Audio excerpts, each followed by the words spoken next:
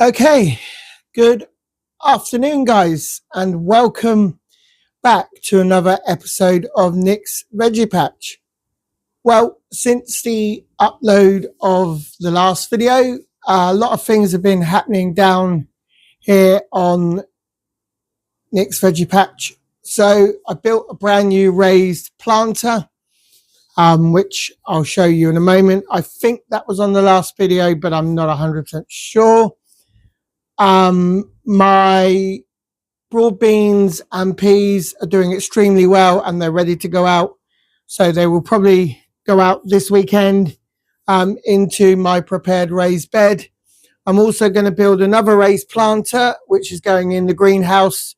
So there is a lot going on, and I'll come back to you guys in a very few minutes.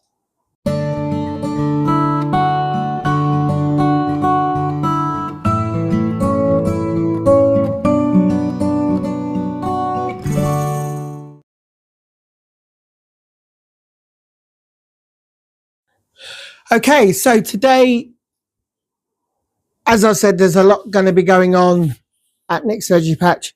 But the first thing I did this morning, got up nice and early, and around about 10ish, went to my local garden centres, Dobbies. I went there to renew my Dobbies membership. So if you go to Dobbies, you can get a membership card, and that basically gives you 10% off when you shop in Dobbies. And it also gives you 2 free drinks a month. So once a month, when our free drinks are allocated, me and the wife will go to Dobbies, we'll have a coffee, and then we'll have a look round and see if there's anything interesting there that I want to buy for my vegetable patch or for our garden. If we do buy anything, then obviously use the Dobbies card, you get 10% off. It's not one of my, I wouldn't say Dobbies was one of my most favourite garden centres. That's nothing against Dobbies. We do generally go to Long Acres a lot, which is in Bagshot near Camberley. An absolutely amazing garden centre. But because of where I live in Hampshire, my closest garden centre is obviously Dobbies. I've got a few shops around me locally that also have garden centres like B&M's or Home Bargains. So, but I like Dobbies, and I get me and the wife get a free drink each month. So, been there today. As you can see, I've got a set of onions and 2 garlic bulbs that I'm going to plant out. Now, in my raised planters on my patio, I have 3 different varieties of garlic. I wasn't going to grow any more, but I saw this variety called Eden Rose, which is a French garlic, strong flavoured hardneck, and you plant it anywhere from September to April, and you get a harvest anywhere from July to September. And I like the look of it, and I thought, why not? Let's give it a go. Also, the onion sets is a variety called Hercules. It's an F1 variety. So generally F1 varieties are not normally great for taking seeds to save for another sowing. But I like the look of this one. It has a strong flavour. You plant it out anywhere from December to May, and you get a harvest from August to October. Now, with the Hercules F1, it's been awarded an RHS award for merit, which normally means it's a very good variety of onion. If they get those, if a particular vegetable ever gets given that award. And that has 50 sets in there. I've got anywhere in my raised beds that I can put the onions, and I've got some raised beds where I can put this other set of garlic bulbs. So as I say, 2 bulbs. So yeah, they're going to go out, and I'll find somewhere for them to go out. I've also got broad beans and peas to go out. So hopefully over the weekend, I think mainly tomorrow, me and the wife will be finishing off our cage that will be going round the raised bed there, and I'll be putting out the broad beans, the peas, and the onion sets. The garlic will probably go in one of these raised planters along the outside here. But what I'm going to do is I'm going to show you from start to finish the building of a raised planter, or a planter that is going to go into my greenhouse, and I'll come back and I'll show you that in a minute. Okay, so this is the boxed planter that I made the other day. I think it was put on the last video I made, but I'm not 100% sure. If it wasn't, then it will be in this new video. Now, I've made a bottom for this one. So the one that I'm going to make for the greenhouse won't have a bottom on it. It's just going to be completely hollow.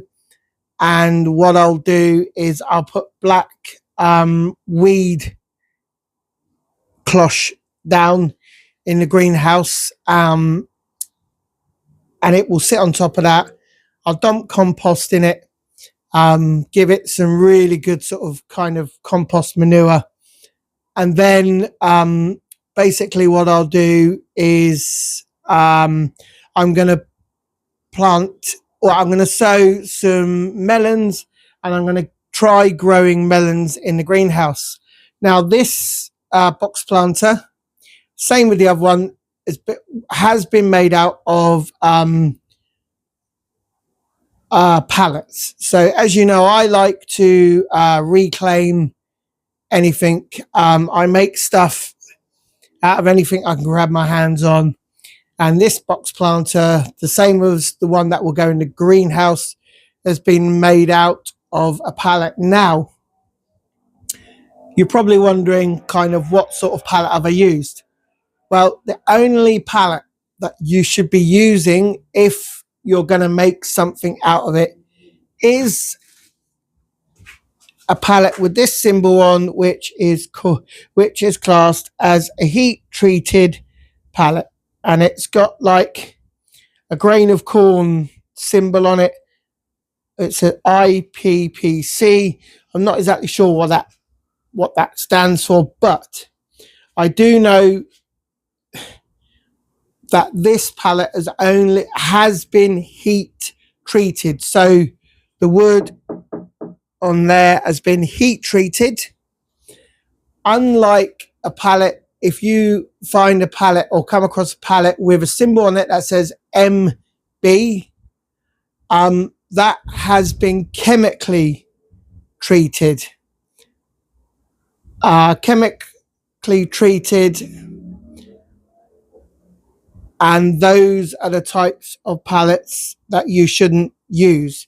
So yes, I'm going to be making a pallet, and it's going to a raised box bed, and it's going to go into the greenhouse. And I'll show you the process you go through in making it.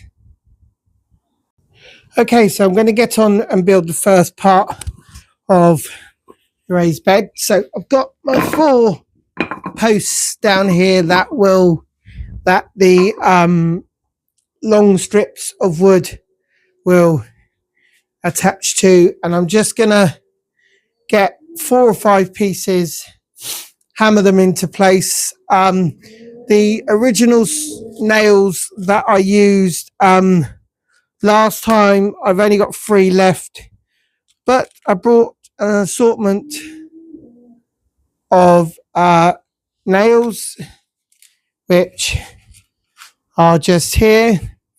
and I'm sure pretty much these will work perfect in building this raised bed. So I'm probably going to use that size, but there is also that size very similar to the last lot I used. So I've got my wood glue, I've got my hammer, and I'll get cracking on and show you the first part.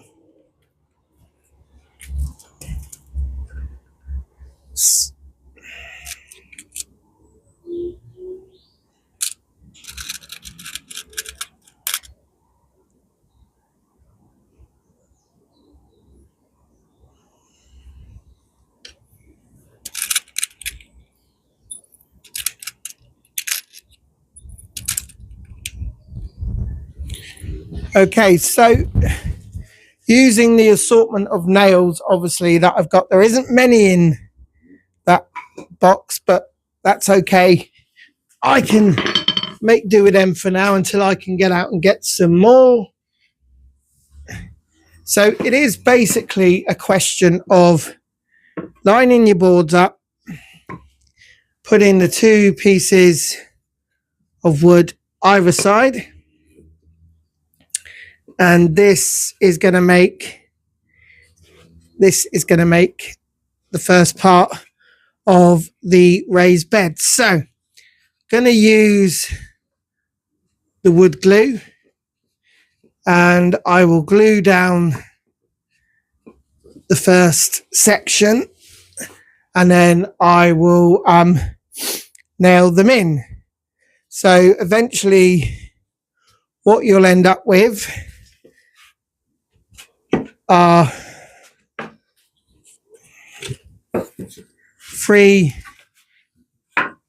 Actually, the one I've got there is not, obviously it's not long enough, it's the wrong one, but what I'll do is I'll just give you an idea of what I'm using, and then I get cracking on. So for this one, I am going to use 5 bits of wood.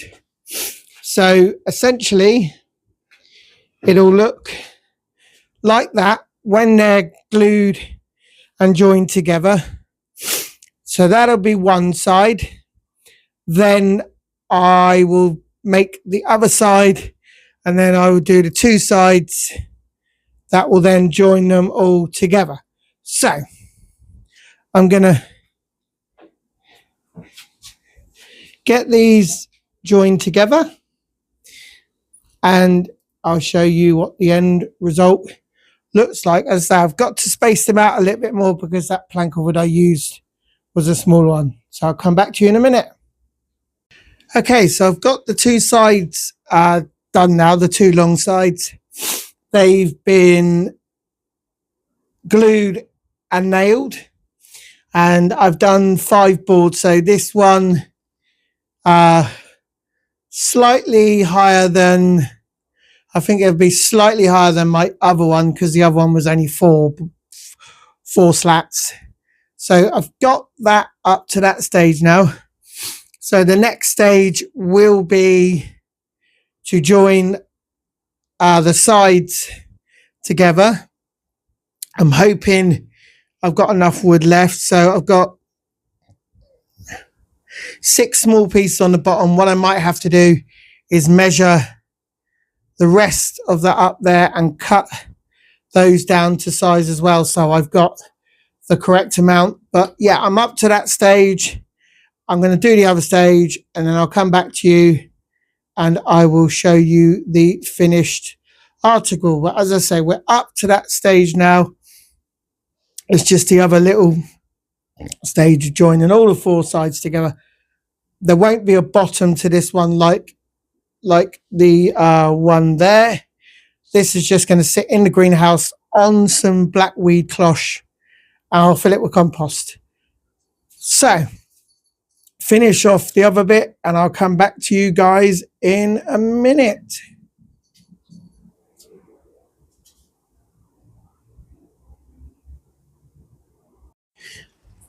Right guys, as you can hear, it's now raining down at Nick's veggie patch, but I'm on the second stage of now putting the sides together, putting the sides onto the two long sides.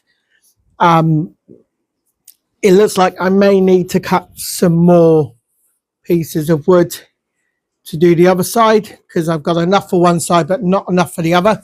So I'm just going to get the sides on this bit and then I'll finish the rest up, but I'll show you what I'm going to do. So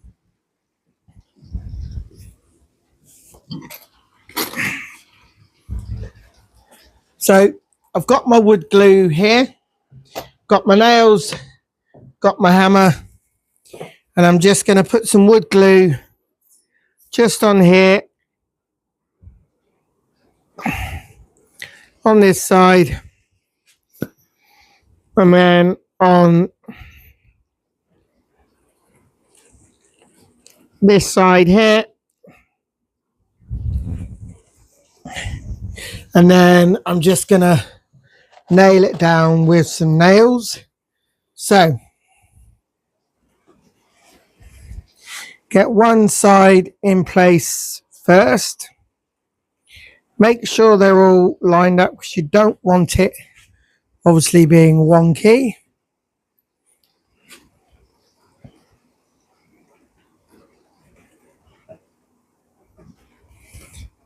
So when you've got it lined up, you can then put your nails in.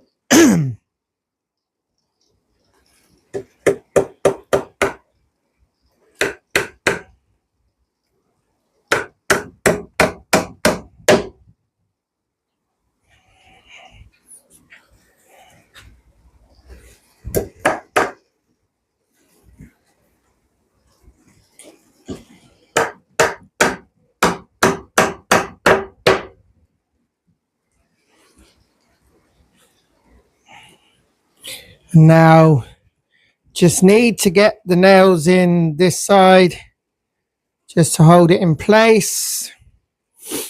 And then that'll be the first sort of board in place,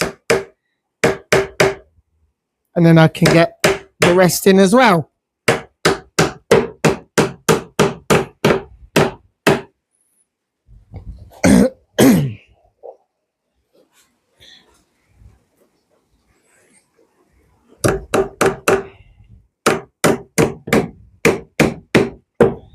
So there we have it, guys. I've got the first board in place. I'm just going to get it finished off, and I'll show you what the end product looks like. Right, guys, that is the new box planter done. Both sides are on. It's all been glued, nailed down. That's what it's going to look like. As I've said, I'm not putting a bottom to this one, and I'll just show you what it looks like when it's laying flat on the floor. I'm really happy with that. I say that was made out of a pallet, a heat treated pallet, but look, I'm really happy with that, guys. And there you go, and that is basically showing you it from start to finish. Okay, so this is what I've done today, guys. Obviously, first thing this morning, I was out renewing my membership for Dobbies. I got a couple of, a new pack of garlic, a new pack of onions, and then I built this raised box planter. As you can see, it's all nailed together, held with nails and wood glue. This time it's slightly bigger than the other one because I've made it 5 slats high. But this, fingers crossed, I've built it. Fingers crossed it's going in the greenhouse. I'm going to let it dry overnight, and then it will go in the greenhouse tomorrow. But what I'm going to do now, guys, is I'm going to take you and show you what my broad beans and my peas are looking like, because they are doing really, really well in the greenhouse. And I'm just going to go and show you them right now. Right, guys, I'm in the greenhouse. As you can see, this is one lot of broad beans. I can't remember what variety they are. They are the Aqua Dulce Claudia. Over the other side, I've got the broad beans Sutton. I think I did 2 or 3 different varieties, and then these are all my peas. These are in the Charles Dowding cell trays, except for this big one here. That isn't a Charles Dowding, but these ones here are all Charles Dowding. They are the 15, the C15 module tray. So these have got 30 cells in them in total, because they're a double tray. So these are the double ones. I have 4 of them, and then these here, sorry, are the 2 large 60 ones. I think that's right, or have I got that wrong? Oh no. So basically, guys, these ones here are the 15s. They're singular. These ones here are the 30s. They're doubled up. And then obviously these are the 60 cell module trays. But guys, as you can see, I just want to show you. As you can see, I mean, yes, the roots have come out. That's good. But these are going to be hopefully planted out tomorrow. They're all ready to go. They've got a good tap root on them. If I can just show you one to hand. Let me put the tripod down a minute. If I can take one out just ever so gently. I mean, look at that. It's got a lovely root in it. And hopefully that will go in to the ground tomorrow, depending on how wet it is. But I would basically, guys, literally recommend, these Charles Dowding cell trays. I think they're absolutely fabulous. They do the job. They're really good. You can get them basically off of Amazon, or go to the official website. Right, you can get them from Amazon container wise, or if you go to Charles Dowding's website, you can get them on there. But yeah, so these, all depending on the weather, I might have to get the wife to hold an umbrella out, but these will be going out tomorrow. They're all ready to go out.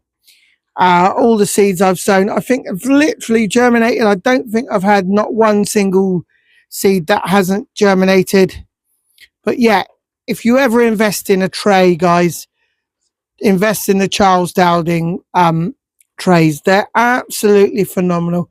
I've got 2 other trays that aren't Charles Dowding's upstairs in the man cave at the moment. They're going to be used. But yeah, if you ever want to invest in trays, invest in these. As I've said, check Charles's website.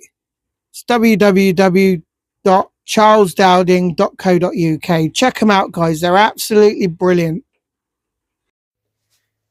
Chit or not to chit? That is the question. Yes, I am about to start chitting my seed potatoes for this year. I've got 3 different varieties. I'm only doing 3 at the moment, but if I have enough space, I may get 1 more variety and put into the ground as well. But do we need to chit? Well, in this, I'm going to answer those questions for you. Chitting, i.e. sprouting seed potatoes, is not essential. Okay, it's not essential if you don't chit your seed potatoes, but is recommended for first and second early varieties to encourage faster growth, higher yields, and an early maturity. While you can plant directly into the soil, chitting gives you a 2-week head start, and that is really beneficial when you're going to put your seed potatoes into the ground. So yes, on the one hand, chitting is not necessary, but on the other, by just planting out rather than chitting, it's better if you chit because it gives you a 2-week head start. Now, on potatoes, what you're looking for is you're looking for knobbly bits or little bits like that, and that is how your seed potato starts to chit. So if you've got a seed potato that is starting to do that, that is the process that your potato is starting, as in chitting, it sprouting. So placing these in a container or egg cartons is the best way to start off your potatoes. Now it's less necessary for main crop potatoes, in the sense you don't need to chit, but what I would always say is just go with what it says. It's up to you, but I'm going to go with chitting. As I've said, if you chit, it gives you a 2-week head start, and it encourages growth, high yields, and early maturity. As I've just said, why do you do it? Well, we know that it encourages stronger growth, better yields, and allows earlier harvesting, which can help avoid late season blight. So if you chit your potatoes, you're going to get a 2-week head start. It's going to give you stronger growth, better yields, and allows for an earlier harvest, which is absolutely fantastic news for us growers, because if, like me, you like fresh potatoes, they're absolutely brilliant. So if we can get an earlier harvest to taste all the nice stuff we've grown, even better. Best varieties are most beneficial for early, second early, and salad potatoes. So how do you do it? So basically, place the tubers in a cool, light, frost-free room, i.e. in egg cartons, or you can put them in trays like this. This is just a seed container. In one of these, you can either fill it with compost, got lots of holes, fill it with compost, and you could sow seeds in it and then pick them out individually. But also you could put your seed potatoes in this, stood up against each other. That will help them chit. You start chitting from late January, February onwards, with the rows and the end with the most eyes facing up. So out of these two, there's quite a lot of eyes on these at the moment. So you face them upwards. late January, February onwards. Most of the garden centres now that I know of, where I got mine from, are starting to sell their seed potatoes. Mine came from Dobbies. They've got a fabulous selection and different varieties of seed potatoes. So I've got mine already, and as I've said, I'm going to start chitting them. And now you're obviously saying, when do I plant them? Well, plant them when the sprouts are roughly 1.5 to 2.5 centimeters. That's 0.5 to 1 inch long, and they're dark green purple. Those are the best times to plant them out, when you've got a big chit and they're long and dark and green and purple. Also, if you don't, non-chitted potatoes will still grow perfectly, but will just be slightly later than if you chitted them. So if you chit them, you get that 2-week head start.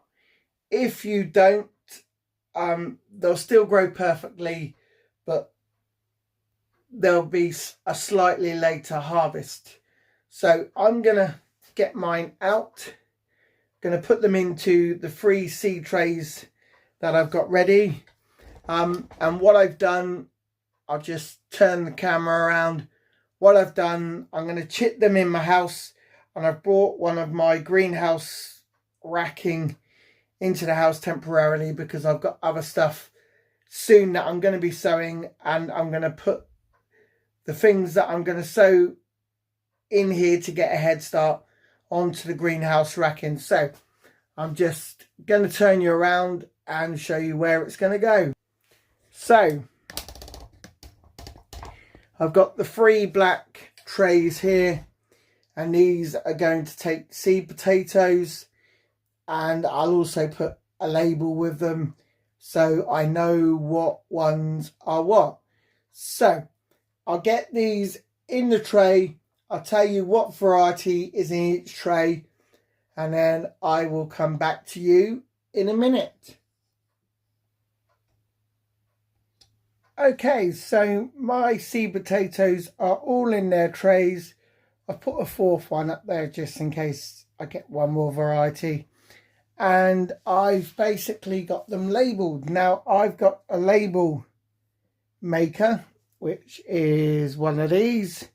They're absolutely brilliant, and I've just used that to make 3 sort of sticky labels. I just stuck them, took them part of the sticky bit off and stuck them to the trays.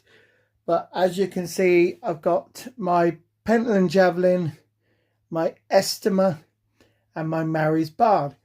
Now, the Mary's Bard, I've got some really lovely chits on at the moment, so it won't be long really before